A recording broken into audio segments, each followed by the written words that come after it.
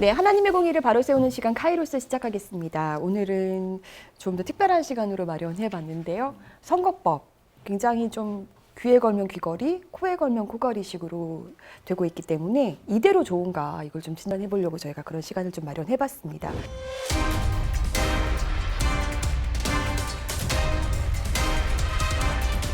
일단 함께 하실 분들부터 소개할 텐데요. 제가 보이는 쪽에서부터 오른쪽에서부터 소개하겠습니다. 평안나무 이사장 김용민 PD 오셨습니다. 안녕하세요. 예, 안녕하십니까. 저희가 지난주에 사실은 목사고시 준비 때문에 한 달 동안 좀 쉼을 들겠다고 했어요. 예. 근데 오늘은 정말 사정을 해서 꼭 나오셔야 한다. 사정을 말씀하십니다.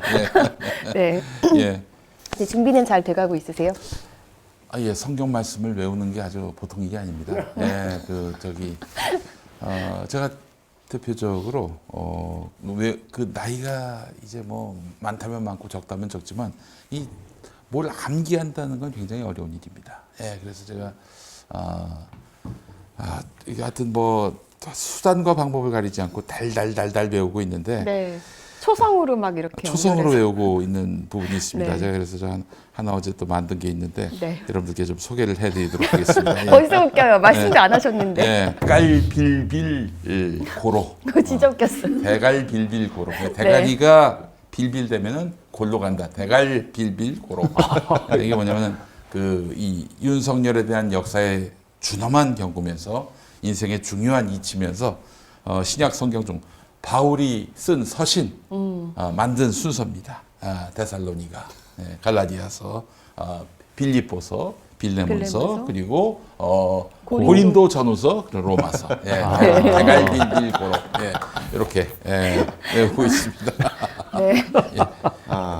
큰 화두를 던져주면은 이제 대갈빌빌 고로 해가지고 이렇게 좀 앞으로 시험 문제 나오기를 바라고 있습니다. 꼭 나왔으면 좋겠습니다. 네, 대갈빌빌 고로 많은데 네. 뭐 또 일일이 뭐 이 시간을 쪼개가지고 할 얘기는 아닌 것 같고 네. 여러분 많이 응원해 주시기 바라겠습니다. 네, 꼭 합격하셨으면 좋겠고요. 네. 네, 그리고 평안나무 공명선거감시단장 김디모데 목사 오셨습니다. 안녕하세요. 예, 안녕하십니까. 네, 오늘도 머리가 어김없이 저희 늘 가발설을 제기하고 있어서 예. 언젠간 황교안 대표처럼 네. 삭발을 해서 진실을 밝혀드리겠습니다. 그러지 마시고 감옥에 가시면 됩니다. 감옥에서 가발을 쓸 수가 없기 때문에 네. 감옥에 가시면 됩니다. 탈모약은 먹고 있지만 네. 가발은 아닌 것입니다. 민주화 투쟁하시다 감옥 가시면은 뭐 많이들이 다 이제 확실하구나 저거는. 너무 좋은 방법입니다. 예. 먼저 보내야 할 사람이 있었는데 그 사람은 감옥 대신에 장관실로 가게 돼가지고 매우 유감입니다. 예. 네, 그리고 오늘 정말 제가 너무너무 존경하고 정말 항상 기사를 쓸 때마다 자문을 구하는 예. 두 분의 귀한 변호사님이신데요. 정철승 변호사님 오셨습니다. 안녕하세요. 네, 안녕하세요. 반갑습니다. 네, 변호사님 어떻게 지내세요? 요즘에 뭐 그냥 여전히 똑같이는 지내는데 뭐 여러 가지로 생각이 좀 복잡하고 그냥 그러고 있습니다. 우리 변호사님, 우리 존경하는 변호사님의 근황은 항상 조선일보를 통해서 확인하고 있습니다. 건승하고 계시구나. 저희 친척들이 다 그렇게 제 근황을 알고 있습니다. 근데 안경 쓰실 때랑 벗으셨을 때랑 이미지가 굉장히 많이 다른 것 같아요. 아, 그래요? 네, 아까 딱 벗고 계셔가지고 네. 놀랐습니다. 아니, 그런 얘기 해주신 분이 처음이신데 뭐 어떻게 다른가요? 쓰셨을 때 되게 지적인 이미지고 뭔가 이렇게 벗으셨을 때는 뭐라고 해야 될까요? 훨씬 더 영해 보이시고 아, 그래요? 그 썼을 때 지적인 이미지라고 하시길래 그럼 평상시에 내가 안 지적으로 보인다는 그렇진 않죠. 말씀이신가 네. 그랬었는데 네. 알겠습니다. 늘 지적이신데. 감사합니다. 네, 그리고 우리 이현주 변호사님 오셨습니다. 안녕하세요. 반갑습니다. 진짜 뭔가 자문을 부탁드리잖아요. 막 판례를 막 찾아주세요. 진짜 너무 감사. 판례도 판례지만은 네. 이 대한민국의 검사들 네. 계보 정말 디테일을 누구보다도 가장 잘 아시는 분이 우리 이현주 변호사님이십니다. 네. 방금 우리가 녹화 들어가기 직전에 이완규가 법제처장이 됐습니다. 이완규가 누군가 봤더니 그 예전에 그 윤석열 징계위원회 네. 윤석열 변호사였고 변호사. 그리고 과거 운동권 지하서클 운동권이 윤정권 법제처장이 됐습니다. 예. 그러니까요. 지하 운동권. 그것도 지상도 아니고 지하 운동권. 그 이현주 변호사님 아니었으면 저희가 알 길이 없었어요. 예. 아니 진짜 마당발이세요. 정말 놀라. 그쵸? 그분들은 저를 모르시는데 저는 알죠. 아, 게다가 네. 저는 이제 기억력이 나빠가지고 누가 이런저런 얘기를 해주면 한 번 더 물어봐야 돼요. 그 사람이 그 사람이었던가 하면서 이제 저도 막 하고. 재확인까지. 네. 알겠습니다. 네, 아마 이 변호사님도 대갈비빌 고로 이런 식으로 한번 외우지 않나요? 아 그렇게 변호사가 되신 뭐 이런 건가요? 그러면? 대갈비빌. 네. 아, 저도 학창 시절에 소성으로 많이 외우긴 했었는데, 아, 그래요? 네. 근데 성경까지 그렇게는. 네, 역시 넘사벽. 네, 오늘 시작할 텐데요. 일단은 목사님 예. 정말 오랜만에 낭부가 좀 들어왔더라고요. 예. 네. 저희가 지금까지 대선에 이어서 대선뿐만이 아니죠. 총선, 보궐선거, 대선 그리고 이번에 지방선거까지 평안하고 공명선거 감시단이 이제 상습적으로 목회자들 중에 선거법 위반 발언을 예배 시간대 하는 사람들을 저희가 법률 자문을 거쳐서 고발을 했었죠. 네. 이제 오랜만에 그 광주 모 교회 박모 목사가 검찰 송치됐다는 소식이 들려왔고요. 또 제 하나는 2의 정광훈급이 예, 목사거든요. 그 아마 바라는 것 같습니다. 본인도 그렇게 되길요. 예. 그리고 저희 그 평화나무와 김용민 이사장님을 이 보수 개신교계 목회자들이 거의 이 모르는 사람들이 없습니다. 이번에도 제가 평택에 갔는데 네. 거기 대표가 김용민, 그 사람이 뭐 이러면. 그래서 자다 보면은 네. 막 귀에서 뭐가 쏟아져요. 예. 또 씹어대가지고. 예. 주무시다 보면 이 아침에 일어나는데 수북히 뭐가 쌓여 있는 거예요.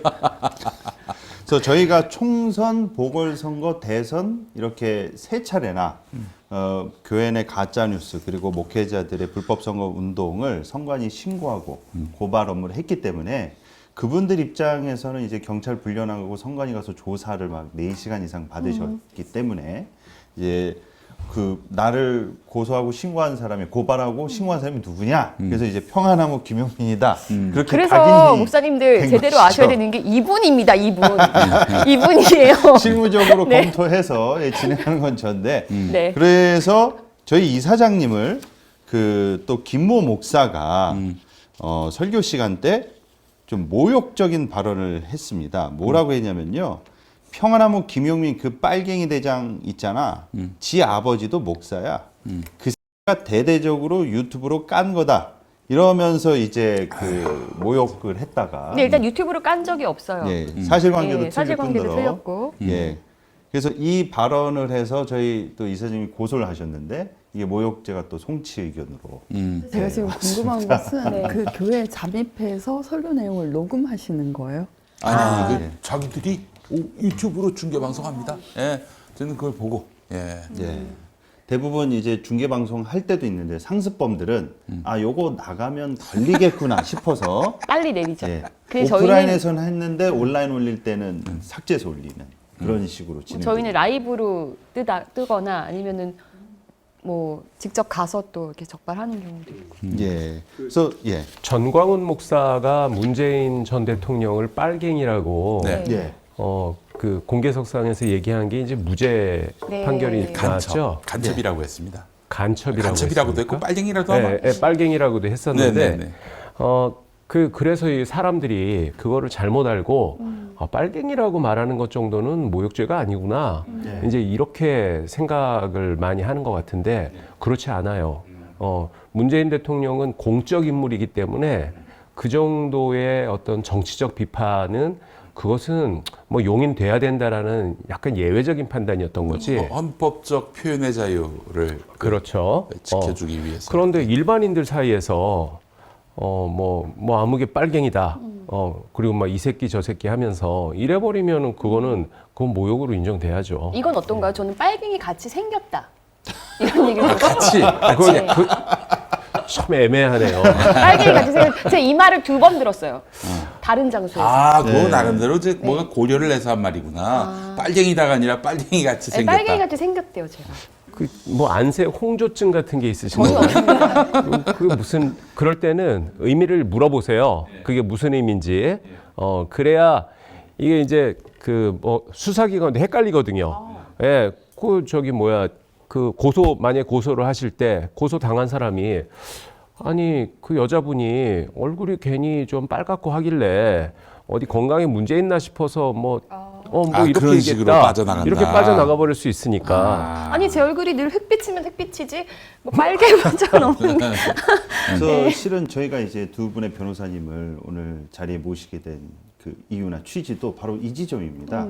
방금 이제 정 변호사님께서 말씀해 주신 대로 빨갱이라고 해도 그게 이제 사실상 이게 오히려 문제가 없다는 게 아닌 취지인데 오히려 이렇게 상습적으로 선거법 위반 발언을 하는 목회자들은요 무혐의나 불기소가 되면 이 정도 발언해도 아무 이상 없네?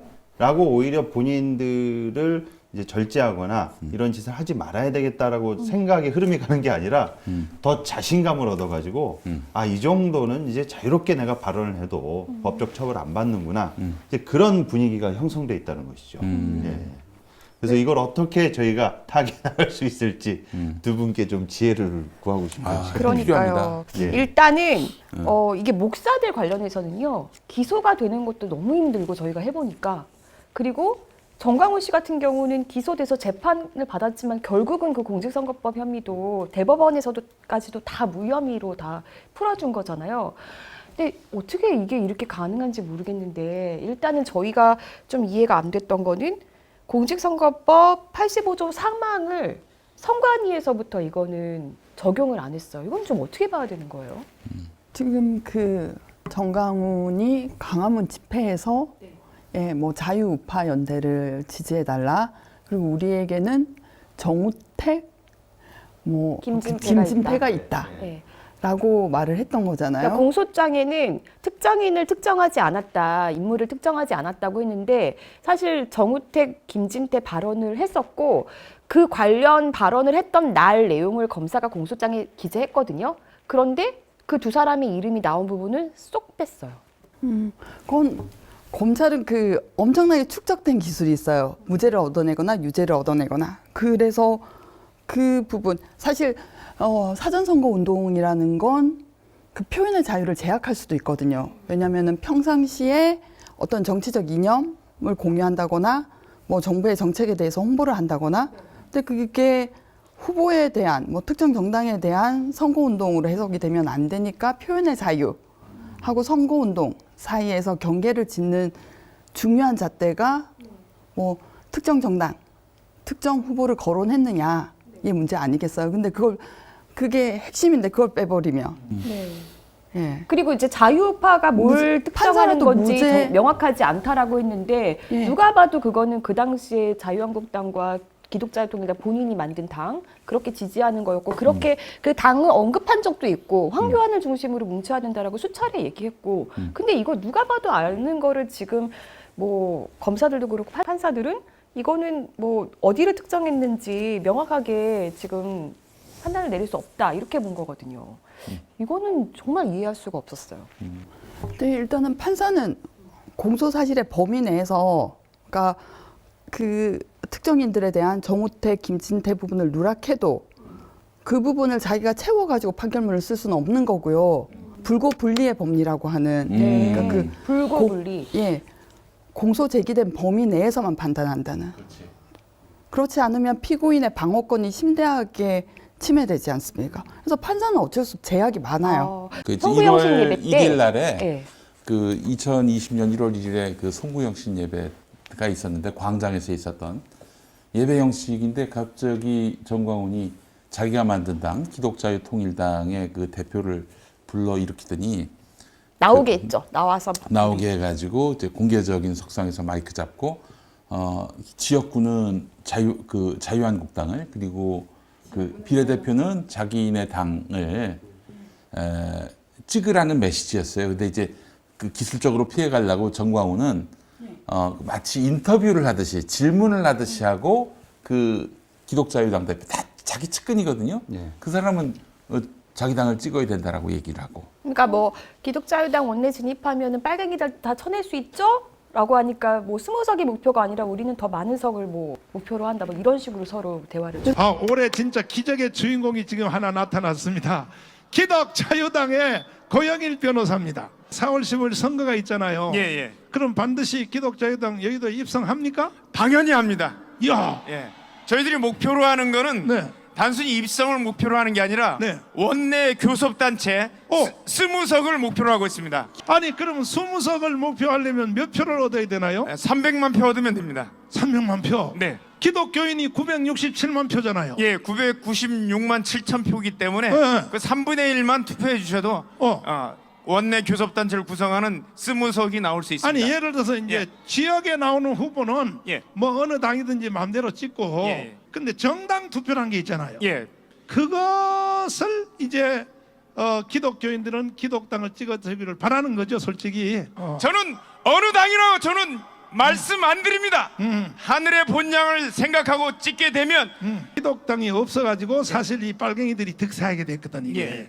근데 이번에 예. 기독자유당이 그 원내고속관에 들어가 버리면 빨갱이 다 사라지게 버리겠다. 주사파가 완전히 사라지게 됩니다. 주사파가. 예. 저 또 하나는 활자화된 사실하고 거기서 실제 있었던 일하고는 간극이 있지 않습니까? 그 현장에서의 맥락, 분위기, 뭐 이 어조 이건 전달이 안 되는 거거든요. 공소 사실에서. 그걸 뭐 비디오를 찍어서 그걸 공소 사실로 내는 건 아니니까요. 활자시키면 거기에서 또 간극이 괴리가 벌어질 수 있죠. 그래서 이 검사의 성향, 뭐 검사의 필터, 검사의 눈이라는 필터를 거치면은 다른 사실이 되는 거죠. 아, 근데 이제 그러니까 그러니까 이런 거죠. 예. 윤석열이 그 한동수 본부장이 뭐 한동훈 감찰을 개시하겠다라고 했을 때, 해야지 하고 하고 이 해가 해에서 그런 거죠. 이렇게 얘기하면은 하라고 지시한 것처럼 문자로 바뀌면은 활자가 되면은 그래서 매일매일 보고해라고 했는데 매일매일 보고 받으면서 짜증을 낸다. 말은 매일매일 보고하라고 해서 보고를 들어왔더니 받는 내용마다 짜증을 내면서 그건 아니다 뭐 한다. 그럼 일하지 말고 보고하지 말라는 거지 보고하라는 뜻이 아니잖아요. 그런 것들도 있을 수 있죠. 이제 85조 3항 같은 게 이제 그 목회자가 지위를 이용해서 자기가 영향을 미치게 하려는 의도로 발언한 것들, 그게 딱 85조 3항에 적용이 되는 거라고 저희는 사실 판단을 했는데, 이거는 선관위에서도 이거를 적용을 안 했고 왜 적용을 안 했냐 물어봐도 뭐 명확한 답변이 없어요. 이랬던 상황들. 예. 85조 3항을 한번 읽어볼까요? 네, 목사님 읽어주세요. 공직선거법 85조 3항입니다. 누구든지 교육적, 종교적 또는 직업적인 기관, 단체 등의 조직 내에서의 직무상 행위를 이용하여 그 구성원에 대하여 선거운동을 하게 하거나 계열화나 하도급 등 거래상 특수지위를 이용하여 기업 조직, 기업체 또는 그 구성원에 대하여 선거운동을 하거나 하게 할 수 없다입니다. 그러니까 이제 그것은 뭐 법조인이 아니더라도 일반인들이더라도 그 의미와 입법 취지는 충분히 짐작할 수 있는 거죠. 그러니까요.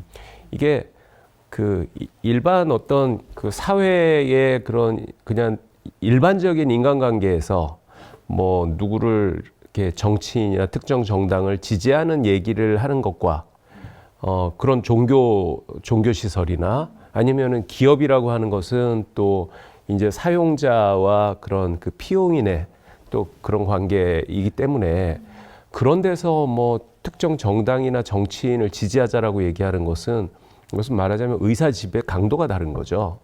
예, 그러니까 이제 그런 행위를 말하자면은 좀 금지하기 위한 그 규정으로 생각되는데 그런데 그렇다면은 뭐 예컨대 지금 문제되고 있는 그 굉장히 이제 보수적인 그 기독교 그런 교회 목사들이 그런 그 보수 정당 이나 아니면은 그 보수 정당 후보를 그렇게 이번에 뭐 찍어라 또는 뭐 지지하자라고 얘기하는 거는 딱 그 조항에서 금지하려고 하는 행동을 하는 거잖아요.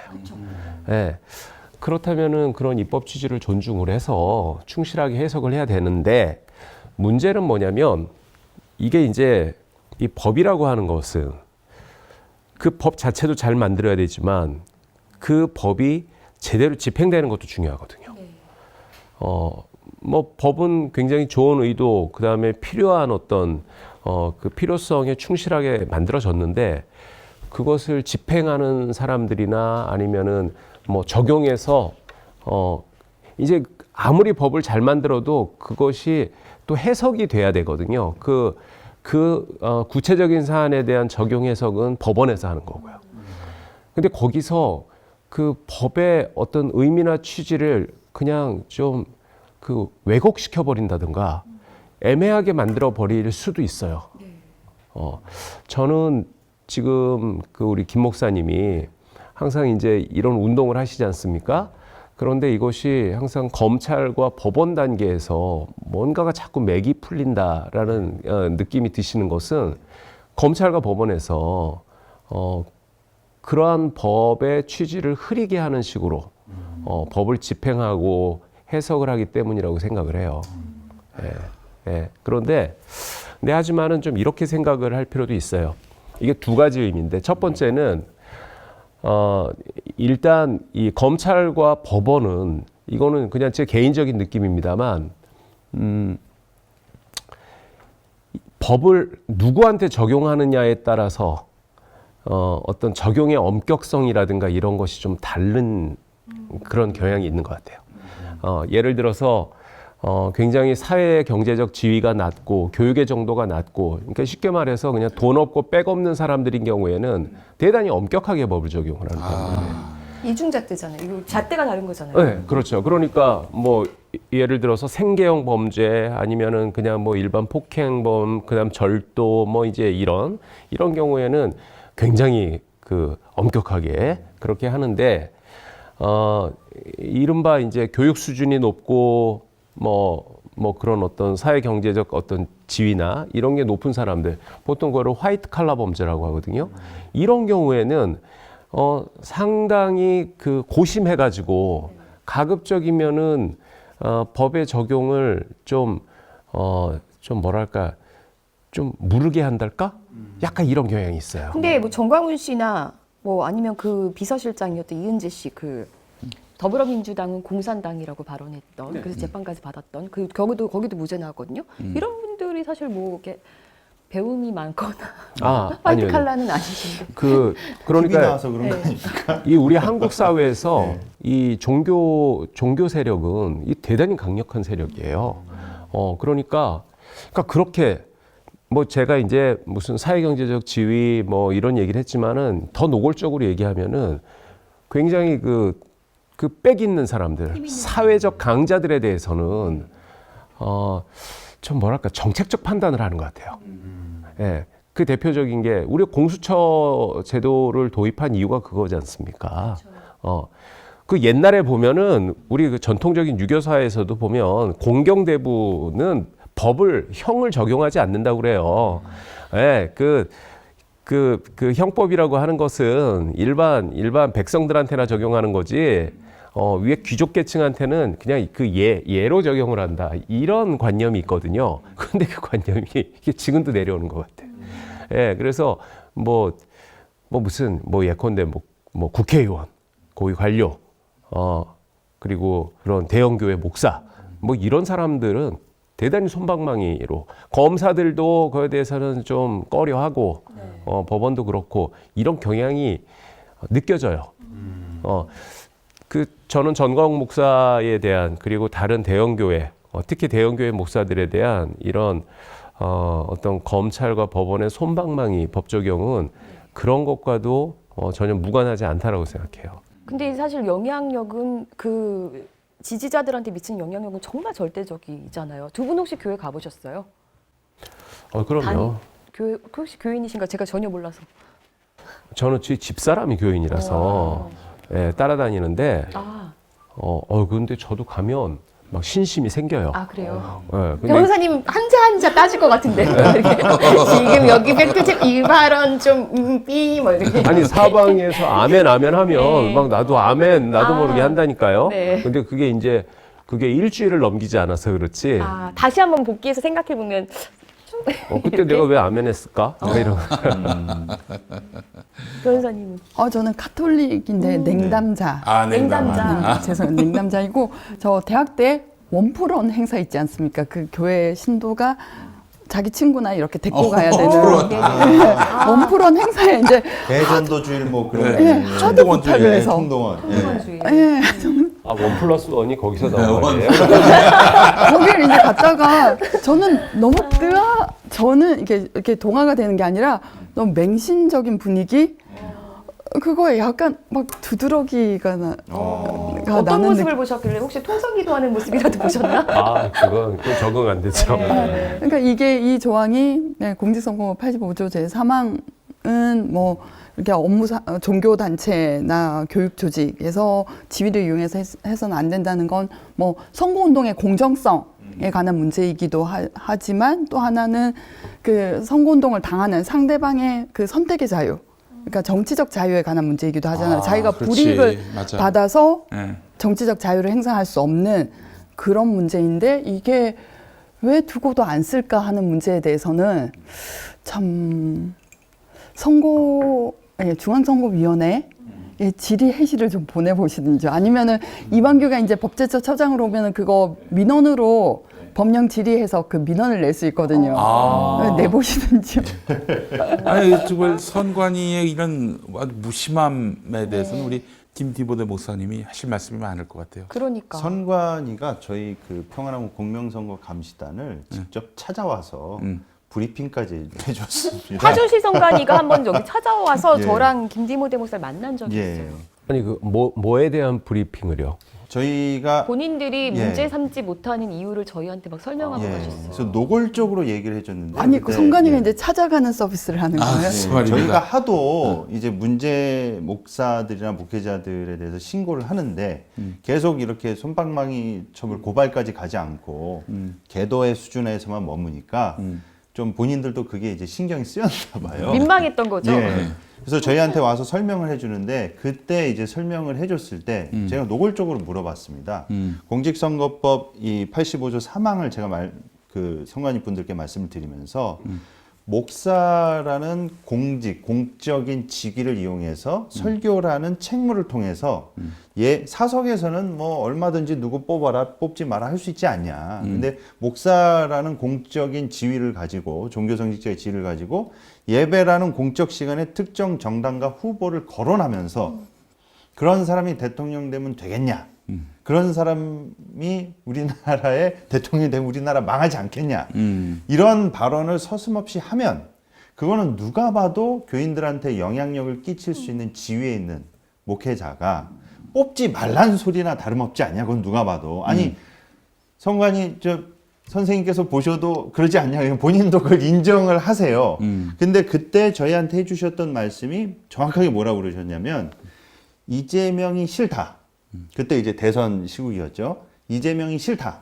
이거 공직선거법 위반에 해당되기 어렵다. 그러니까 싫다 정도가 아니라 이 사람이 되면 안 된다. 안 된다. 이 말은 안 된, 이 예. 말로는 할 수 없다는 거예요. 예. 정확하게 뽑아라, 뽑지 뽑지 마라. 말라. 이 표현이 들어가야 된다. 이렇게 예. 얘기했어요. 그 외 나머지 표현들은 그래서 제가 전부 물어봤죠. 어렵다. 그러면 목사가 왜 이 발언을 했을 거라고 지금 생각하세요? 그랬더니 답변을 이제 피하시는데 그렇지만 뽑아라, 뽑지 말라. 딱 그 워딩이 들어간 게 아니라 이 사람은 안 된다. 이거 가지고 안 된다는 거예요. 그건 이거 가지고 굉장히 문제 그 제기할 수 없다. 소극적인 예. 적용 아닙니까? 이거? 그러니까요. 그래서 아니, 도대체 언제부터 그렇게 됐냐고 저희가 여쭤봤을 때 바로 이야기해 주신 게 권선택 대전시장 건 대법 판례 이후로 선관위의 전반적인 분위기가 이렇게 좀 표현의 자유나 의사 표현에 있어서 좀 완화된 분위기로 바뀌었다. 그렇게 얘기를 해주셨어요. 아니 근데 그렇게 생각하고 그러면은 전반적으로 그러냐? 근데 그거는 아닌 게 왜 현수막 같은 거 그게 이제 91조 몇 항에 해당되더라고요. 현수막 같은 거 걸었다가 아니면은 확실하게 문제가 있는 후보라서 피켓 들었다가 그 교육 운동가들 같은 경우 피켓 들었다가 진짜 재판까지 가시고 이런 분들도 계시거든요. 그런 분들이 힘이 없으니까. 힘없는 사람들이라서. 그런데 아까 전에 제가 말씀드렸던 게 두 가지 측면이 있다라고 했잖아요. 그 나머지 한 가지 측면은 뭐냐면은 이게 양날의 칼 같은 성격이 있다라는 거예요. 여러분 옛날에 권위주의 정권 때 독재 정부 때 그때 뭐 예컨대 뭐 박종철 열사 사망 사건 때 그때 천주교 정의구현 사재단이라는 그 종교인 단체에서 굉장히 앞장서 가지고 정부를 규탄하고 했었던 일이 있었죠. 그 종교 단체에서 그 뭐 남미 같은 경우에는 또 뭐 해방 신학 영향 때문에 그 신부님들이 이제 그 미사를 하면서 뭐 정부의 인권 탄압이나 뭐 이런 것을 또 비판하는, 또 그럼으로써 그 일반 그 신도들한테 거기에 대해서 뭐 항의를 하고 뭐 하라고 또 용기를 주고 또 이런 거 하거든요. 그런데 그런 것들도 일종의 무슨 정치 활동이다. 뭐 이런 식으로 엄격하게 그 개입을 해버리게 된다면 그것은 우리 사회적으로 바람직한 거 아닐 수가 있죠. 예. 그래서 사실 그 너무나 정부나 행정기관이 그런 목사들이 또는 뭐 신부나 뭐 스님이나 이런 분들이 뭐 사회 현실이나 약간 뭐 정치적인 성격의 그런 어떤 의사 표현을 하는 것에 대해서 그걸 엄격하게 법의 잣대를 들이대는 것이 그렇게 바람직한 것만은 아니에요. 예. 저는 그렇게 생각하는데, 근데 문제는 뭐냐면은 이 한국 기독교가 너무 보수화돼 있어가지고 그런 어떤 자율성이랄까, 이런 뭐 어떤 자유의 여지를 인정을 해주면 이게 너무 한쪽으로 치우친 그런 결과가 초래되는 좀 그 문제가 있죠. 보수화의 문제도 있지만 기본적으로 이 목사들이 교인들을 가스라이팅의 대상으로 여긴다는 점입니다. 그래서 사실은 뭐 이런 정치적 선동뿐이 아니라 뭐 그 돈을 내놔라 혹은 뭐 심지어는 성착취하는 일도 있었고, 그래서 저희가 그 성착취했던 인천의 한 목사를 저희가 이렇게 고발을 했고요. 그렇게 해서 어제 5년형이 확정이 됐습니다. 예. 아유, 녹화일 기준으로. S였습니다. 네. 그뿐만 아니라 뭐 목사가 교인을 막 때리기도 하고 뭐 그렇게 해서 심리적으로 완전히 노예 상태로 만들어 버리는 이런 구조. 근데 이건 아주 극단적인 경우지만 대개 교회 목사들은 교인들 그런 식으로 정신 세계를 지배해야 한다라는 거를 신학교 때부터 가르쳐요.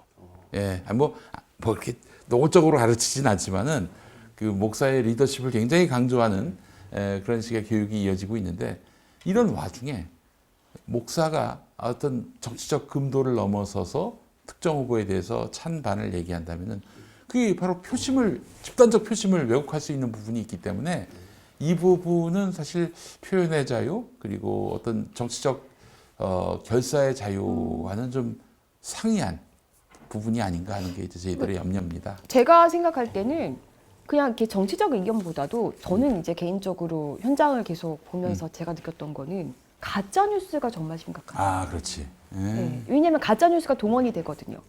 거기 이제 뭐 색깔론이라든지 이런 거 가짜 뉴스에 활용되는 소재가 이제 색깔론이라든지 동성애 이런 것들 단골 소재로 활용되면서 가짜 뉴스가 항상 같이 양념처럼 들어가 있고 이런 게 저는 굉장히 문제인 것 같은데 이거를 처벌할 수 있는 길이 없어요.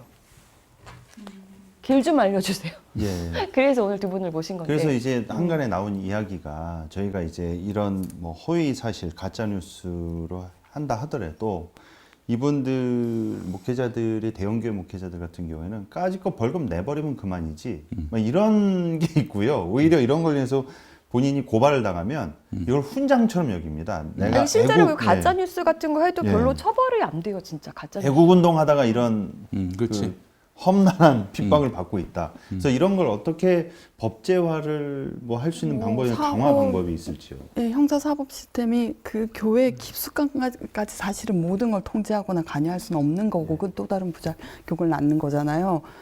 그건 정말 신도 개개인의 건강한 신앙생활이 중요한 부분이기도 하고 또 제 교회를 잘 모르지만 교회 안에서의 그 뭐 건강한 목사님들이 많이 늘어나고 세력을 넓히는 거 이런 문제이기도 하고 결국 교회 내에서의 개혁이 수반되지 않으면 뭐 사법 제도 가지고 이걸 교회를 뭐 바꾼다라는 건 안 통하는 생각일 거라고 생각해요. 뭐 보안입법으로 될 수 있는 게 그래서 없을까요? 재산 비례 벌금제가 또 하나의 뭐 대안이 될 수 있지 않겠느냐 이제 그런 의견도 있는데. 아, 목사의 재산, 예, 교회의 그래서 재산. 혹시 그거에 대해서는 이제 대형교회 목사들 같은 경우는 뭐 몇 천만 원은 돈도 아닌 걸로 이제 취급해서 내면 그만이다 이렇게 하니까요. 저는 그냥 총체적인 커넥션이라고 보는데요. 가령 저는 이제 거기 검찰하고 법원을 잘 아니까 검찰하고 법원에서 왜 우리가 납득하지 못하는 판결이 나오느냐에 관해서 검사들은 자기 인사를 생각하고 자기 그 검사로서의 퇴직 후에 뭐 정치권 진입을 생각하면 검사들하고 그럼 정치인하고 친해져야 되고 결국은 교회는 사람들이 모이는 곳, 사람들이 모이는 곳은 표밭 그리고 정치 후원금 세력들하고 친해져야 되지 등질 이유가 하나도 없죠. 그래서 2002년에 대구지방검찰청에서 근무했던 주모 검사의 경우의 사례는 그 수사 검사가 기소를 잘했어요. 근데 공소장 변경은 공판 그 수사 검사, 공판 검사가 따로 있는 사건이었는데 뭐 그 공판 검사로 담당을 하게 돼서 공소장 변경을 하려면은 검사장 허가를 얻어야 됩니다. 일단 법원에 던진 거니까 낙장 불입인데 이걸 바꾼다라고 하면 뭔가 흠이 있는 거고 공소 유지에 문제가 있는 사안이니까 보고를 하고 허가를 받아야 되는데 본인이 제가 안 되게 쓱 바꿔서 무죄를 받은 거예요. 그래서 판사가 이상해서 그 판사가 저분은 참 저렇게 실력이 떨어지는데 어떻게 검사를 하시나 라고 생각을 했는데 2년 후에 변호사로 개업을 하더니 한 1년 지나니까 저 그 당의 부름을 받고 국회의원이 되더라. 그래서 그 얘기를 하시면서 내가 참 인생을 헛살았어요. 저는 그 검사가 참 실력이 없다고 생각하는데 다 보관이 있었더라고요. 아이고 그런 거죠. 극단적인 사례들. 주의 성령이 임하여. 점점점. 그리고 또 한 분, 이분은 민주당 인사인데 검사 출신인데 그 뭐 지난 10년에 그 보수 정당이 집권을 했을 때 그 당은 봐주고 민주당은 혹시 뭐 사안이 걸렸더라도 유죄 판결을 안 받을 수 있도록 증거를 뺀다든지 뭐 공소 사실을 튼다든지 해서 양쪽의 신임을 모두 얻는 이렇게 울타리 전략, 울타리를 걷는. 그러니까 검사들은 그 자기의 욕망을 뭐 욕망, 그 인사에 대한 욕망 그리고 많이들 정치권 진출을 꿈꾸잖아요. 그러면은 누구 편을 들어야 될 것인지는 명확해지죠. 혹시 그분이 so good 맞습니까? so good? 쏘고시 뭐죠? 그 김 목사님이 이제 좀 전에 그 질문하셨던 거에 대해서 재산비례 벌금제가 대안이 될 수 있는지 그게 이제 일수벌금제라는 건데 그 말씀은 제가 조금 뒤에 말씀드리고 그러면 좀 그러면 그런 목사들의 그런 뭐 예컨대 선거법 위반 행위나 이런 것에 대해서 보다 납득할 수 있는 그런 어떤 판결이 나오게 하기 위해서는 어떻게 하면 되겠는가 그런 거 말씀하셨잖아요. 사실 전광훈 목사의 판결은 그것은 좀 문제가 있어요. 예, 뭐 그 사람한테 무죄가 선고됐다라는 점에서 문제가 있는 게 아니라 이 무죄의 그 어떤 그 이유를 판시한 것들 중에 보면은 굉장히 중요한 사항들이 좀 많이 빠져 있다라는 느낌이 있어요. 예, 이제 뭐 1심서부터 무죄 판결이 나갔고 그게 쭉 그 고등법원 대법원에서 확정이 돼버린 건데 일단 그 특정 선거에서 특정 정당을 무슨 뭐 지지하려는 뭐 예컨대 뭐 낙선시키거나 당선시키려고 하는 어떤 그 목적성이 구체적으로 드러나는 어떤 그러한 행위 이러한 것을 선거운동이라고 이제 법원의 판례는 보고 있는데 그러한 기존 판례의 그런 요건을 되게 형식적으로 대입을 해가지고 자 그러기 때문에 여기에는 좀 부합되는 게 부족하다. 뭐 이제 결국 이런 식으로 해서 무죄 판결을 내린 거거든요. 그런데 일단 거기에 뭐 특정 인물의 이름이 적시되지 않았다. 이제 1심에서는 그런 얘기를 했는데 그 대법원에서는 좀 그 부분에 대해서는 법리 오해가 있었다라고 얘기를 해요. 왜냐하면은 비례대표 국회의원 선거는 특정 인물에 대한 선거가 아니고 그렇죠. 정당을 찍는 정당에 거니까. 대한 것이기 때문에 특정 인물 이름이 반드시 꼭 거론돼야 할 필요는 없다라고 보거든요. 법원에서는. 그런데 이제 1심에서는 그런 이유로 해서 이제 뭐 무죄라고 했는데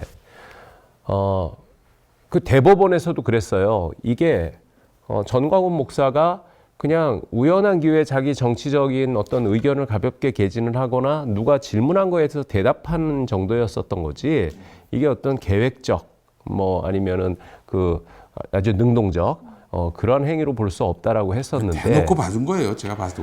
근데 이 사람이 이 동일한 행위로 19대 총선 때 특정 정치인들, 특정 정당 후보자들을 그 지지해달라라는 문자 메시지를 약 400만 건을 뿌린 걸로 해가지고 그때 집행유예형을 받았어요. 예, 유죄가 났습니다. 네, 유죄가 예. 났잖아요. 예. 그런 범죄 전력이 있으면 그 사람의 행위는 그런 범죄 전력을 고려해서 판단을 해야 되는 것이고, 훨씬 이제 엄격한 것이 아니라 범죄 성립 여부를 훨씬 더 쉽게 판단을 했어야 돼요. 그런데 이제 그런 점이 좀 제대로 고려가 안 됐다라는 거죠. 그러니까 이제 우리 이사장님 말씀대로 사실 이것은 뭐 봐주자, 이렇게 결론을 내려놓고 거기에 맞춘 거라는 느낌이 들어요. 그러면 어떻게 해야 되느냐? 지금 아마 틀림없이 평화나무에서는 사례를 이제 예컨대 파악을 하면 거기에 대해서 증거를 수집하고 거기에서 고소장을 작성한 다음에 접수시킨 다음에 그냥 자, 이 건은 처리됐다 이렇게 생각하시죠. 그렇게 하면 안 된다는 겁니다. 네. 그럼 뭘 더 해야 될까요, 저희가? 일단 계속 그 처분이 내려질 때까지 진행 상황을 계속 파악을 하면서, 예컨대 선거관리위원회에서는 그거 지금 어떻게 진행되고 있느냐, 혹시 뭐가 부족한 게 있느냐, 뭐 이렇게 해서 그렇게 해서 관리를 쭉 해나가는 거예요. 검찰 단계도 마찬가지고, 제일 중요한 거는 검찰에서 기소된 다음이에요. 보통 보면은 검사가 이제 공소유지를 담당하잖아요. 그렇다고 고소인이 그 절차에서 완전히 배제되는 게 아니에요. 예. 이 제일 중요한 건요, 리딩 케이스가 나오는 겁니다. 법원의 판결 하나가 굉장히 적절한 판결이 하나 내려지면 그 판결을 가지고 선거관리위원회 직원들은 그냥 그거를 일종의 그냥 그 업무 지침 같이 해가지고 업무 처리를 하거든요. 그러기 때문에 이제 계속해서 재판이 1심, 2심 진행될 때 어떤 것이 쟁점이고 판사가 어떤 부분을 심드렁하게 생각하고 뭐 이렇게 하는지를 우리는 알 수가 있어요. 예, 공소유지 검사는 수많은 사건들 중에 작은 한 가지 사건이라고 생각해가지고 형식적으로 공소유지를 할 가능성이 많습니다. 그렇기 때문에 일일이 그런 특히 전광훈 재판 같은 경우는 이거는 중요한 거고, 그 판례가 말하자면 이제 리딩 케이스라고 하는 것은 뒤에 유사한 사례들에 있어서의 그냥 어떤 그 판단의 틀이 돼버리는 거거든요.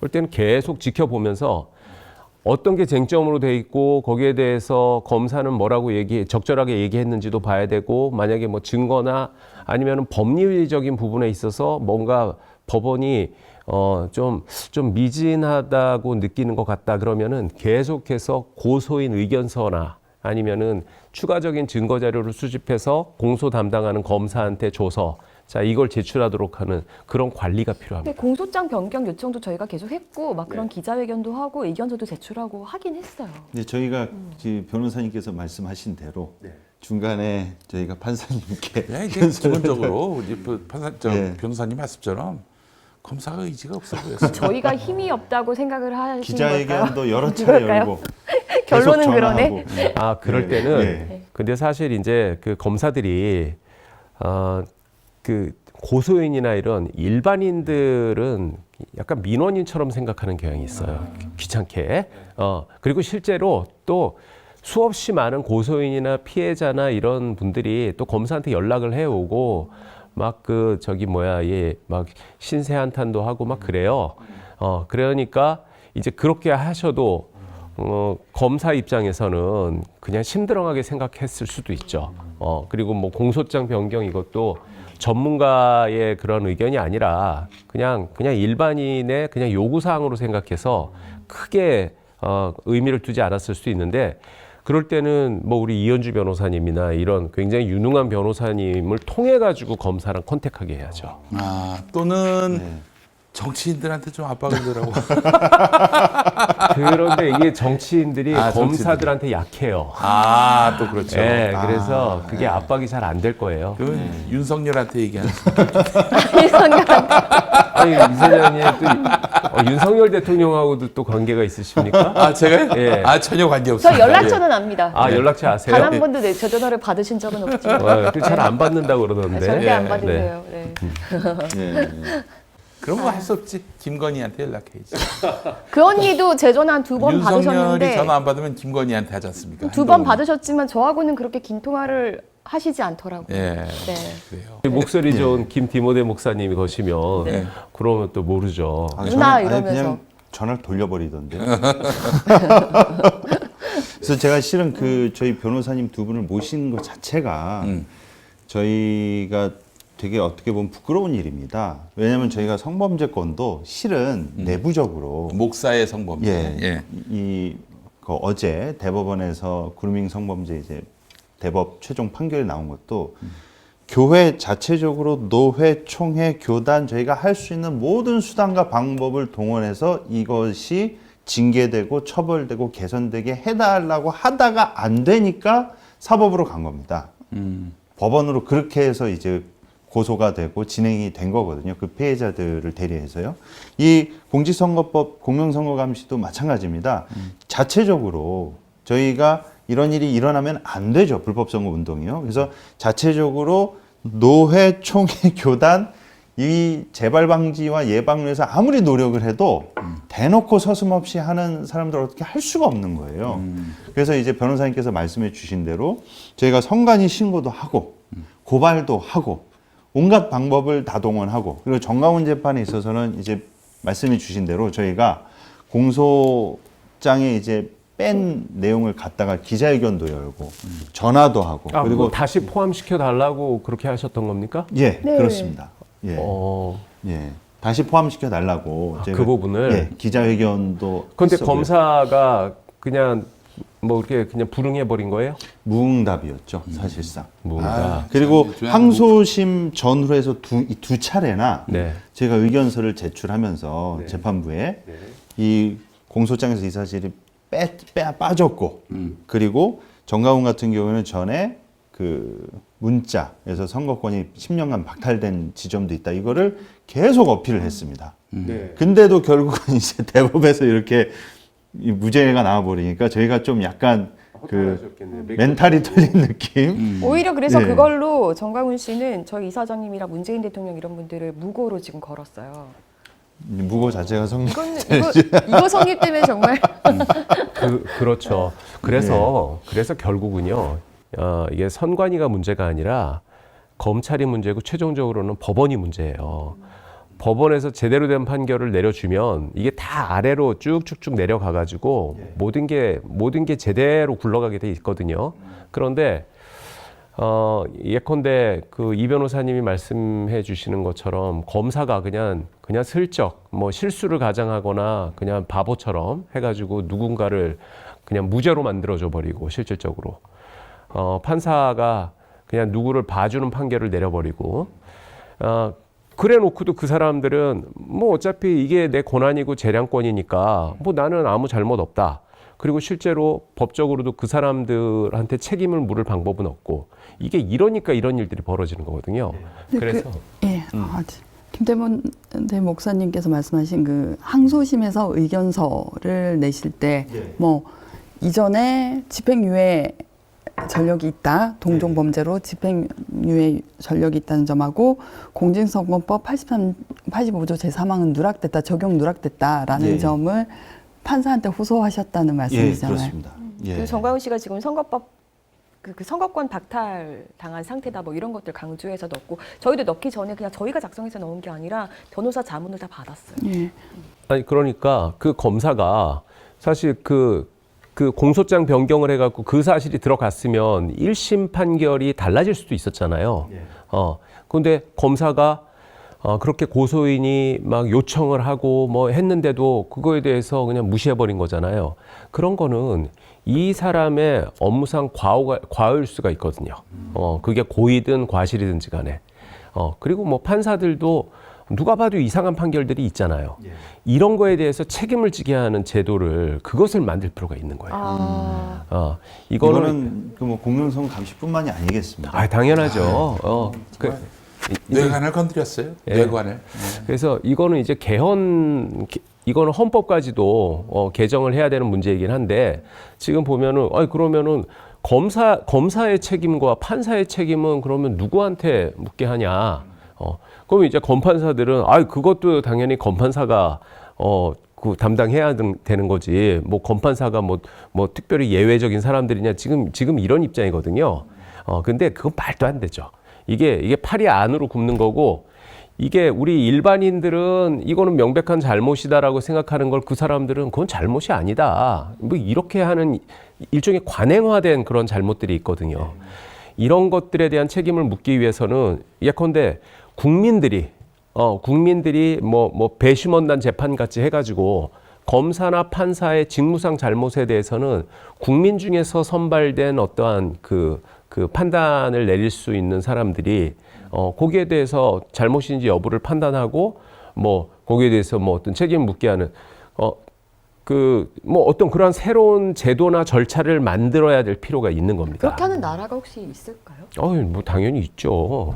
그렇게 당연히 할 수 있는데 우리나라는 너무 이 재판, 법관의 독립성을 아주 중요하게 그렇게 해주는 바람에 사실 그건 굉장히 중요한 건 맞아요. 그런데 그러다 보면은 이제 그 판사들이 굉장히 관료화되고 그 다음에 특권적 의식을 가져가지고 그냥 그 일종의 행정 편의주의적인 사고가 이제 그 사람들한테도 들어가는 거예요. 계속 판사의 심기는 건들지 말아야 된다고 생각. 근데 이게 모든 게 물려 있는 건데 사실 그 문재인 정부 초기 때 법 왜곡죄를 신설하자 그렇죠, 법을 그렇지. 다루는 업무를 하는 사람들이 고의적으로 법을 잘못 적용했을 때 뭐 그 문제도 있었고 또 이탄희 의원께서 그 판검사 탄핵을 좀 더 용이하게 하자 모든 게 물려 있는 거였죠. 예. 그래서 이 법원 집단에서 민주당스럽거나 민주당의 그림자가 보이거나 민주당하고 좀 가깝다 판단되는 이런 소송 주체에게 그 빅엿을 날리는 그런 판결을 뭐 수두룩하게 한다 이런 얘기는 제가 들었어요. 사실인지 모르겠습니다. 그게 그 문재인 정권 초기에 사법농단 네, 수사. 수사 때 근데 굉장히 왜 우리가 심하게 여파를 벌인 거죠. 입어야 되지? 도대체 뭐 받아먹은 것도 하나 없는데. 근데 사실 그거는 한동훈 그 법무부 장관 지명자 예. 한때 따지셔야 할 문제였죠. 왜냐하면 필요한 범위 내에서 예. 한 푼만 도려내는 깨끗한 수사, 품위 있는 수사를 해야 되는데 온갖 정보를 다 흘려가지고 법원에 먹칠을 한 것은 한동훈이지 않습니까? 그렇지. 네, 조리돌림 시켜버리고 PD 수첩을 보면 노골적으로 나오죠. 기자들을 무슨 은행 번호표 나눈 것처럼 해서 이제 티타임이라는 걸 이용해서 주고 또 뭐 슬쩍 기록을 내놓고 어딜 전화 받는 척하면서 자리를 비우고 그리고 뭐 누가 어떤 판사가 소환되는데 이 판사는 잘 못 알아듣는가 참고인인데 순수한 참고인이 아니라 피의자성 참고인이다. 피의자로 전환될 가능성이 있다. 그 말을 문제 안 되게 하고 싶은데 말을 못 알아먹으니까 자꾸 언지를 줘가면서 그 한 사람이 누굽니까? 한동훈이죠. 그걸 누가 시켰겠어요? 그래서 예. 판사들이 김건희인가? 사법농단 그래서 그렇게 둘이 한동훈 씨하고 김건희 씨가 전화 통화하고 자주 하고 한 겁니까? 300번 이상? 톡 보내고. 그래서 그랬구나. 판사들이 사법농단으로 수사받고 나와서 에피소드가 있잖아요. 자기는 수사 기록을 문서로 봐왔는데 실제로 자기가 수사를 받고 그러니까 이 검사의 데스크가 커다란 강인 거예요. 수사하는 자, 질문 던지는 자, 질문 받는 자. 그래서 피의자 신문이 끝나면 조서를 보고 자기가 말한 게 제대로 반영됐는지 하고 또 인장 찍지 않습니까? 그래서 제가 이 말을 했는데 이렇게 질문하셨고 이렇게 답을 했는데 반영이 안 돼 있습니다라고 하면 제가 그냥 개인적인 흥미였지 관심이었지 그 질문사항 아니었습니다라고 하면 판사가 그래도 저한테 유리한 건데 써주셔야죠라고 말할 것 같으냐면 그렇지 않죠. 아, 예, 알겠습니다. 하고 서러움에 어디서 그런 취급을 받아봤겠어요. 서러움에 저 서초대로에 있는 가로수를 부여잡고 울었다. 아, 현직 판사가요? 예. 아니 그러니까 진짜 그런데 폭력을 당한 거예요. 그리고 그 뒤로 이제 판사들이 검사만 보면 경기를 해서 저 식당에 가서 밥을 먹다가 검사들이 들어오면 얼른 숟가락 내려놓고 돈 치르고 떴다.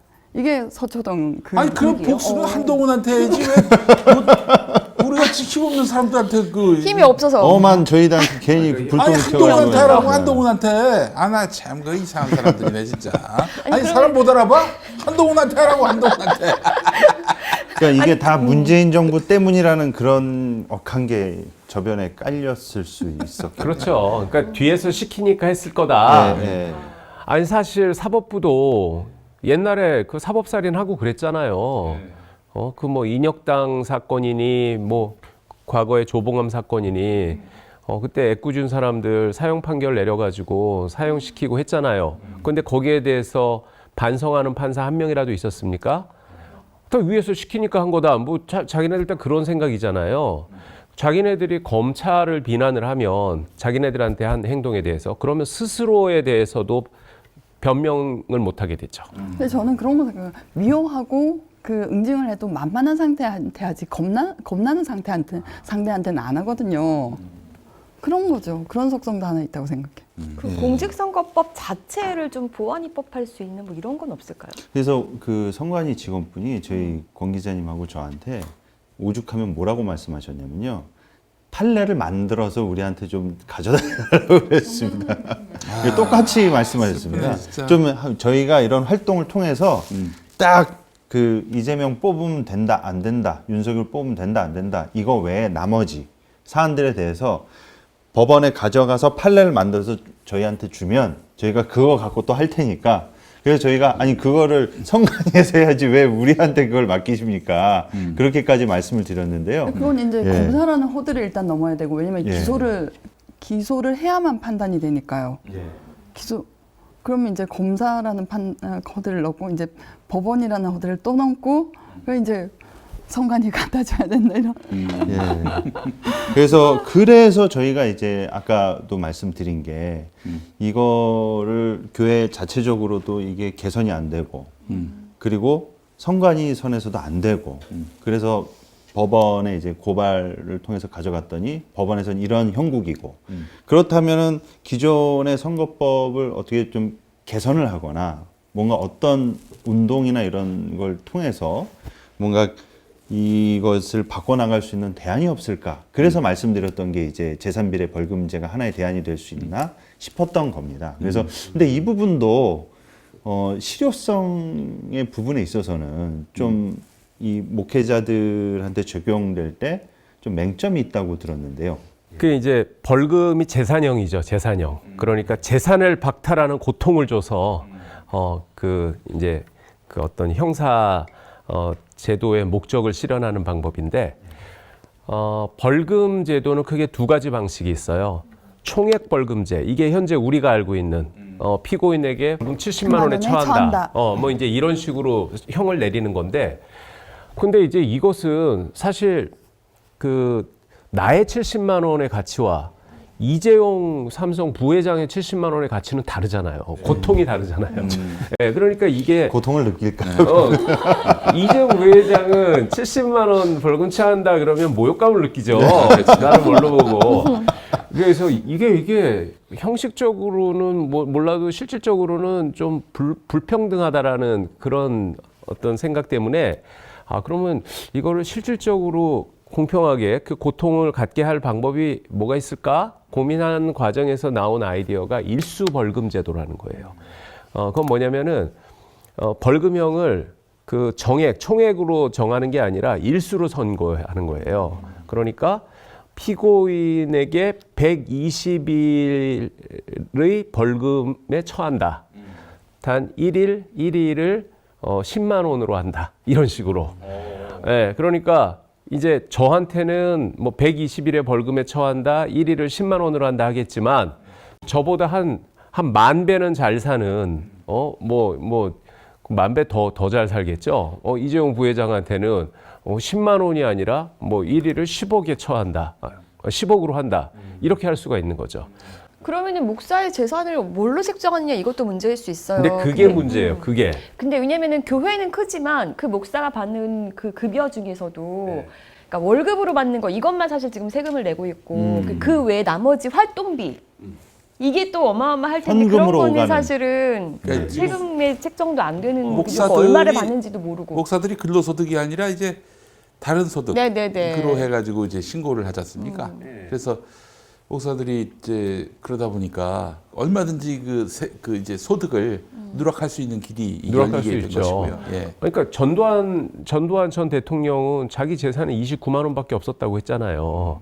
그렇게 아방궁 같은 그런 대저택에서 살면서 뭐 그렇게 지내는 사람도 그렇게 조사를 해보면 재산이 안 나오는 거예요. 그게 다 딴 데로 뭐 해놓고 이제 일수벌금제도의 가장 큰 문제점이 뭐냐면은 이 사람의 재산 상태를 파악을 하는 게 어려워요. 첫째는 이게 파악할 수 있다 하더라도 너무 시간이 걸려가지고 형사법정에서 그런 재산 파악하는데 뭐 그게 도대체 뭐 몇 달이 걸릴지 1년이 걸릴지 알 수 없는데 특히 목사들은 정말 어렵죠. 알 수 없잖아요. 그래서 이게 현실적으로 좀 어렵다고 해서 그런 건데 그래서 뭐 공직선거법에서 그런 벌금을 그 최근에 이제 뭐 대법원 최종적으로 법원에서 유죄 확정된 그 목사도 벌금 50만 원밖에 안 받았잖아요. 네, 그건 정말 빼박으로 얘기했는데도. 빼박인데 그래서 뭐 본인 그런 거보다 일단은 벌금 액수를 좀 올리고요, 현실화시키고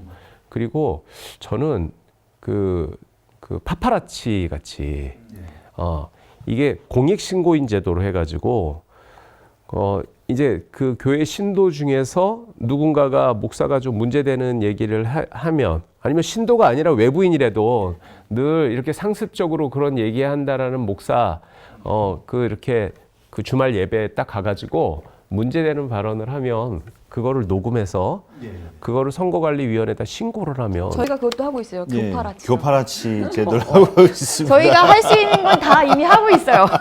아니 그래서 교파라치. 그 이제 공직선거법에 네. 이제 그런 사람들은 그 포상금을 포상 지급을 제도를 하는 네. 이렇게 하는 게 오히려 저는 괜찮을 것 같아요. 네. 만약에 성관이가 그 파파라치 제도를 하면서 건당 1,000만 원씩 준다고 하는데 교회를 대상으로 한다면 아, 수많은 그거를 사람들이 할 저희 거 같은 많습니다. 시민단체가 하는 게 아니라 성관이가 하는 성관이가. 걸 말씀하시는 건가요? 아니 시민단체가 해도 되는데 저희가 하는 건 지금 별로 실효성이 예. 먹히지 않아요. 아니 그 이미 하고 있어요. 포상금이 그 돈을 네. 그거를 시민단체가 어떻게 감수를 예. 합니까? 그러니까 근데 사실 선거 관리에 그 국가 예산이 어마어마하게 들어가죠. 그러기 때문에 그런데 이제 뭐 그런 그 교파라치, 교파라치 한다고 그 액수가 뭐 기껏 그게 한 몇억 원 정도 되겠죠. 아니 뭐 몇십억 원이라고 하더라도 그걸로 인해서 그런 어떤 교회의 부정한 선거 운동 이런 것들이 이제 스스로 목사들이 이제 그 자기 검열을 하게 되겠죠. 이게 누가 숨어서 녹음하고 있는지 모르니까 그렇게 된다면 오히려 그게 실효성이 있지 않을까 싶은데요. 근데 이제 저는 선관위도 그렇고 검사들도 그렇고 법원도 그렇고 좀 다 그런 보수적인 성향의 그러니까 교인들을 또 가스라이팅하는 목사들이 굉장히 구구적인 성향의 분들이 많거든요. 정치적으로 교감이 형성된 분들이 되게 상당히 많은 것도 문제인 것 같아요, 그렇죠? 네. 그 주디스 휴먼이라는 굉장히 유명하신 분 있잖아요. 미국에서 장애인 운동의 데모 그분이 그 교사로 임용 채용이 안 돼서 소송을 했는데 승소를 하시고 근데 그 책에 보면 자서전에 뭐라고 써 있냐면은 법정에 들어갔는데 판사가 흑인 여자였다는 거예요. 그러니까 그렇지 않았으면 자기는 졌을 것이다. 그 백인 남자의 눈으로 이 여자 우리 딸, 우리 자식 가르칠 수 있겠어? 혹시 학교에 화재라도 나면 이렇게 접근하는 거랑 그 같이 차별을 겪어왔던 여자이자 그 흑인이 보는 거랑 그러니까 이건 결국은 판사들이 뭐 신과 같이 전지전능하고 그리고 무색투명한 게 아니라 이때까지 살아온 경험, 그러면서 쌓아온 가치관, 사회 역사 의식, 정치 의식을 갖고 내 사건을 대하는 거잖아요. 그러면 저는 이거는 여러 계층에서 법조인이 나오게 하는 방법밖에 없지. 어쩌겠습니까? 그래서 양성 과정 중에서 일단은 뭐 그런 서비스직이나 이런 거를 한 번씩 다 거치게 했으면 좋겠어요. 그렇죠? 그러니까 그 사회 계층 이게 이런 게 판사에게도 그 안에 비례적으로 구성이 되게 지금 그래서 로스쿨에서도 뭐 사회 저층 지원을 위한 장학금 만들고 그러잖아요. 그리고 몇 해 전에는 그 장애인 판사도 생겨났고 그런 방법하고 또 갈 길이 머네요. 그러면 그런 방법하고 그 아까 전에 말씀드렸던 그 비위를 저지른 판검사에 대해서 내부 감찰 그리고 외부적으로는 탄핵을 용이하게 하는 거 그리고 검토되었던 독일에는 있다는 법 왜곡죄 이게 하나만 해선될 게 아니라 모든 것에서 지지가 돼야 된다고 저는 생각해요. 지금 이 변호사님이 대단히 중요하고 근본적인 말씀을 하셨는데 이게 상당히 심각한 문제예요. 이 국민들이 잘 모르는 건데 한 사회의 사법제도라고 하는 것은 그건 굉장히 중요합니다. 그게 이게 이제 모든 분쟁이라든가 이러한 것들이 결국은 사법부 안에서 정리가 되잖아요. 그런데 그 사법을 담당하는 사람들, 법률가들, 판사나 검사나 이런 사람들이 거의 아주 동질적인 그런 사회 경제 그 계층에서만 나온다. 이래 버리면 이거는 그 사회는 다양한 계층들이 있는데 그 사이에서 여러 가지 갈등이 있고 하는데 사법을 독점하는 거는 특정 계층이 돼버리는 일이 생겨버리죠. 이래 버리면은 사법부에서 어떤 특정한 계층에 치우친 그런 그 판결을 그 사법 처리만 하게 되고 그러면은 거기에 속하지 않은 나머지 계층들은 소외감을 느끼면서 이 사회는 계속해서 어떤 갈등과 반목과 불신이 쌓여가는 이런 사회가 됩니다. 지금 우리 한국 사회에서 보면요, 이거 다 알잖아요.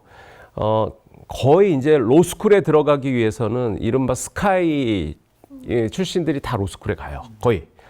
전국에 있는 25개 로스쿨에 해마다 2,000명씩 뽑는데 거의 한 8, 90%는 다 스카이 출신들이에요.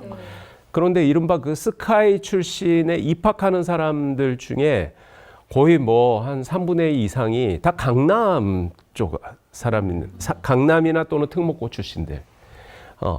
결국 그러니까 이제 그런 사람들이 또 공부도 잘하니까 성적이 좋으니까 이렇게 위로 올라갈수록 순수하게 바로 그 계층으로 농축된 사람들이 올라가 가지고 그 사람들이 다 법조인이 되거든요.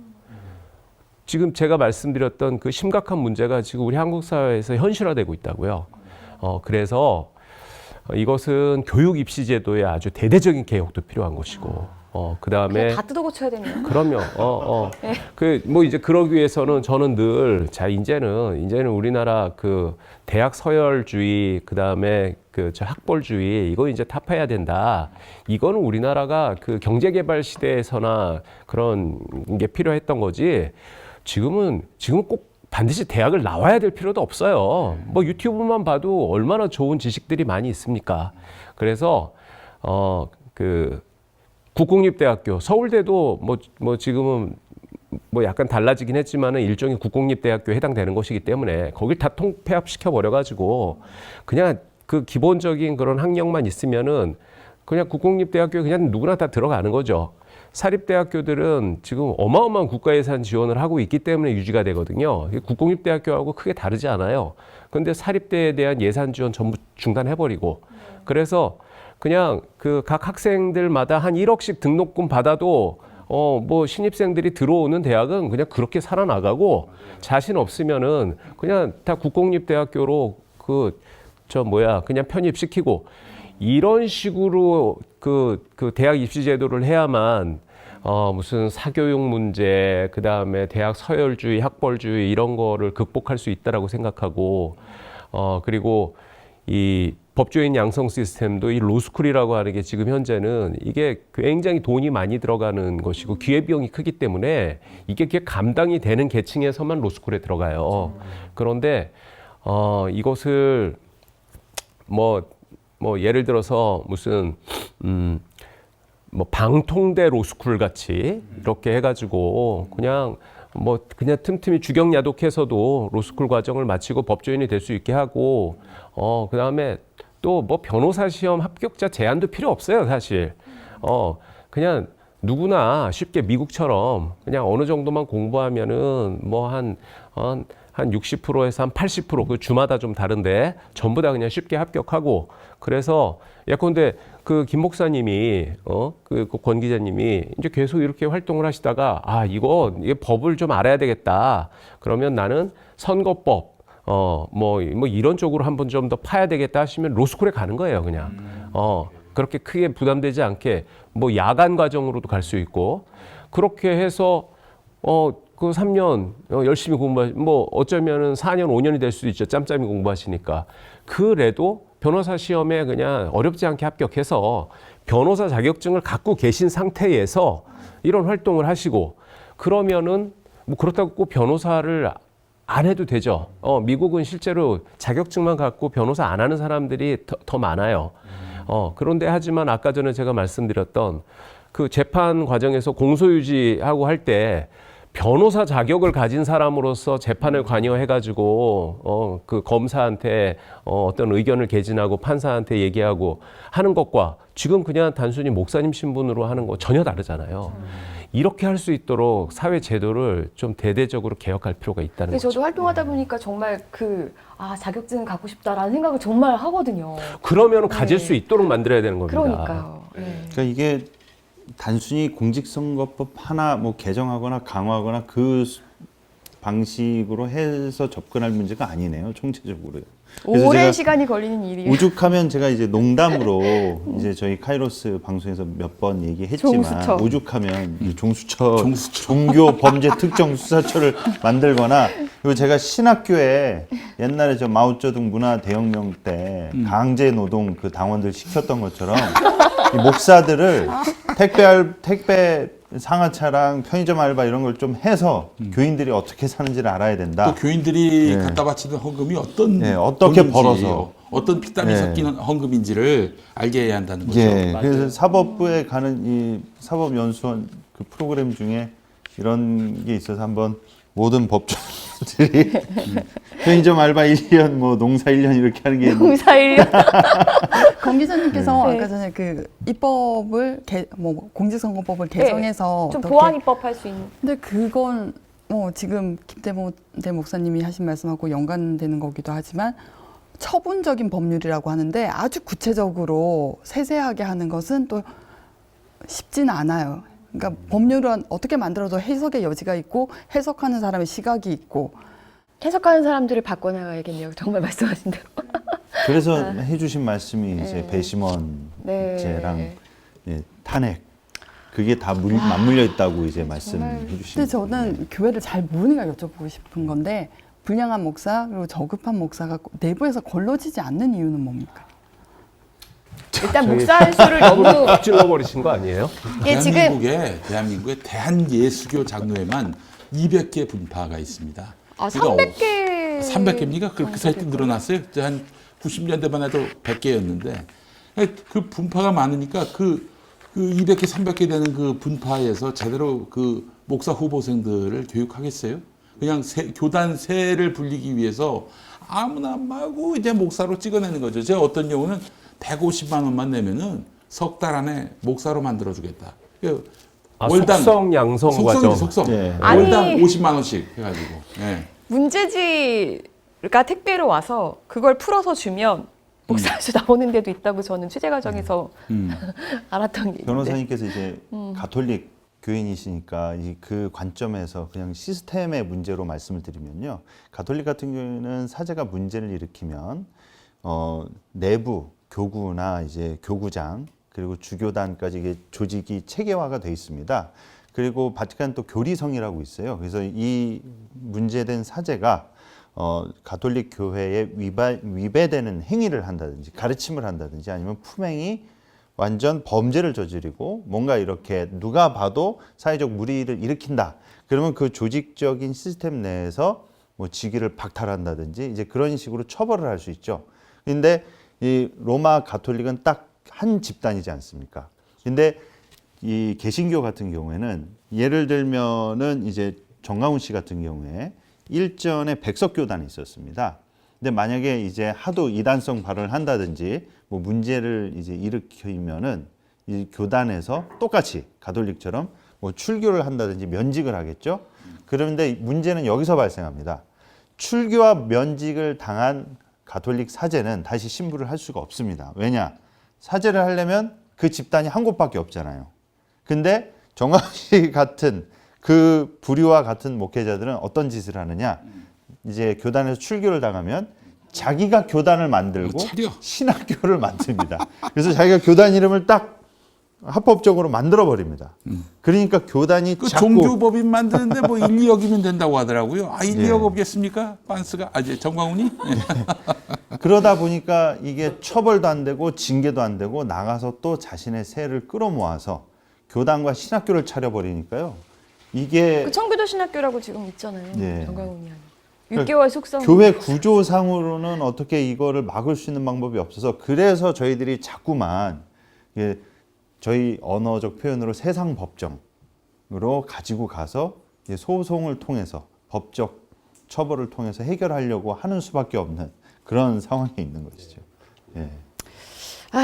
네. 말씀을 듣다 보니까 이게 정말 더 갈 길이 멀고 가장 빠른 건 저희가 힘을 길러야 되는구나라는 생각이 듭니다. 아니 그게 되는 왜 뭐 무슨 소송 주체가 어느 특정 주체가 힘을 길러야 된다 그러니까. 이래야 합니까? 이게 정상적인 그러니까요. 법으로 운영되는 사회의 모습이라 할 수 있을지 모르겠어요. 힘을 원하게 되는 이거 자체가 사실은 굉장히 좀 잘못된 것 같아요. 다양성이 대단히 중요합니다. 다양성. 예, 그런데 이번 윤석열 정부의 제1기 내각과 대통령실 인선을 보면은 그 다양성이라고 하는 것이 이게 대단히 좀 경시되고 간과된 측면이 있어요. 굉장히 동질적인 사람들이 그냥 모여 있다라는 느낌이 들거든요. 아니, 그러니까 다양성까지는 바라지도 않고 그냥 상식적인 사람들을 좀 붙여줬어요. 그런데 이 사법부의 다양성은 더욱 더 중요하죠. 그렇죠. 예, 더 중요한데 지금 제도적으로 사법부는 그냥 갈수록 더 동질적인 사람들만 모여드는 구조가 돼 있어가지고 이거는 당장 아주 시급하게 개선시켜야 됩니다. 이제 좀 이러한 문제들이 결국은 우리 이제 종교계에서는 이런 식으로 그냥 불거져 나오는 것이고 또 이제 다른 분야에서는 또 다른 식으로 불거져 나오고 하겠죠. 그래서 계증 치료라고 하죠. 그런 증세에 대해서만 뭐 이렇게 치료를 하고 하는 거 이것은 사실 한계가 있죠. 예컨대 코로나19로 지금 온몸에 막 그냥 열이 펄펄 난다고 아스피린만 먹고 있다간 죽죠. 지금 우리 평화나무에서 하는 이 여러 가지 노력은 훨씬 더 우리 사회 깊은 곳에서 생겨난 그리고 커지고 있는 병의 어떤 증세 일 겁니다. 그래서 지금 예전에 전두환 정권을 신군부라고 하지 않습니까? 근데 요즘엔 신검부라고 신검부. 신검부라고 그러더라고요. 네. 검찰. 근데 검찰이 이렇게 집권한 거는 처음 아니에요? 그럼 검부라고 해야지 검부. 예. 그러면 신자 들어가면 자존심 상해할 거요? 다음 정부 때 한동훈이가 되면 신검부. 그러면 신검부죠. 네, 신검부가 될 거예요. 네, 뭐 그때를 기다리면서. 예. 알겠습니다. 또 시간이 많이 흘렀는데 두 분 저희한테 마지막으로 좀 정리해서 조언해 주실 게 있다면 좀 해주시고 좀 또 말씀 들으면서 또 각오를 다지는 말씀들 한마디씩 해주시고는 마무리해야 될 것 같습니다. 이현주 변호사님부터 좀 부탁드릴게요. 제가 3월 9일 이후로 짜증이 나고 왠지 뭔 일이 없어도 불안하고 5월 10일 이후로는 더 그렇고 뭐 그런 후유증에 시달리고 있지만 일단은 그냥 우리가 각자 자기 위치에서 자기 할 일을 매일매일 하면 된다. 뭐 큰 뭐 어떻게 될까 이런 불안감을 안고 살지 말고 오늘 내 몫의 일을 하자 그런 생각으로 그게 저한테 하는 다짐이고 이제 저 같은 증상에 시달리고 있는 다른 분들에게도 하고 싶은 말씀입니다. 오늘 내 몫의 일을 하자. 네. 민주주의라고 하는 것은 굉장히 그 사치제예요. 그것은 유지하기에 많은 그 돈과 노력이 들어가는 그런 체제이지만, 하지만 그것이 중요한 것은 이 사회에서 모두가 인간다운 삶을 살기 위해서는 이게 민주주의밖에 없거든요. 그런데 그 중에 가장 중요한 것은 주권자의 실천입니다. 실천. 이제 그런 점에서 우리 평화나무 김 목사님이나 권 기자님이나 이런 여러분들이 보여주고 계신 이러한 이 본보기는 이건 우리 사회에서 아주 소중한 그런 실천이고, 그리고 우리 한국 사회에서 반드시 없어서는 안 될 그런 아주 귀한 모습이라고 생각됩니다. 그래서 꼭 힘내시고요. 절대로 약해지시지 말고 좌절하시지 말고, 그리고 저도 제가 능력이 미치는 한도 내에서 잘 도와드리겠습니다. 아유, 감사합니다. 감사합니다. 네. 너무 감사합니다. 네. 이사장. 저요? 네. 제가 왜? 아니, 마지막. 오늘 마지막으로 저희 뭐 그래도 각오를 다지는 예, 말씀. 예, 네. 초성 여기 하나라도 이게 이 시대는 굉장히 그 암울한 시대죠. 예, 그래서 바울이 그 감옥에서 서신을 썼을 때 옥중 서신이라고 하지 않습니까? 옥중 서신은 또 뭡니까? 애골빌골입니다. 애골빌골. 예. 애골빌골. 예, 에베소, 골로새서, 예, 그리고 아니지, 에빌골빌입니다. 에빌골빌자. 애빌골빌. 에베소서, 빌립보서, 골로새서, 빌레몬서, 예, 에빌골빌. 예. 애빌골빌. 정말 저희 아버지의 그 골이 빌 정도로 정말 온 가족이 제가 애들한테 이 애비의 골이 빌 정도로 지금 충격이 너무 심하다 이렇게 얘기를 할 지경인데, 네. 예. 이럴 때일수록 우리가 저 평정심을 찾고, 그리고 이명박 박근혜 때를 경험하지 않았습니까? 법이 허구요 호구였던 때, 예. 법은 그냥 껍데기만 있었던 그때도 잘 견뎠잖아요. 예. 이번엔 충격받고 슬퍼하지 말고 아주 웃으면서 한번 웃음 한번 던져주고 이렇게 우리가 이 어려운 시대를 좀 이겨나갔으면 좋겠습니다. 예. 그 말씀으로 좀 대신하고 싶습니다. 예. 네, 어깨가 무거우신데, 예, 단장님 말씀.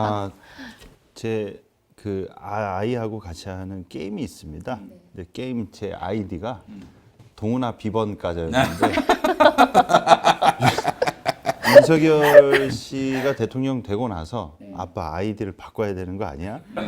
아이가. 그래서 네. 한동훈 만세로 바꾸는 거예요. 한두 말씀. 그러니까 이런 생각을 아이가 한다는 것 자체가, 물론 이제 제 어깨 너머로 이제 들은 게 많아가지고 저희 사회 흐름을 초등학생이지만 돌아가는 걸 어느 정도는 알고 있거든요.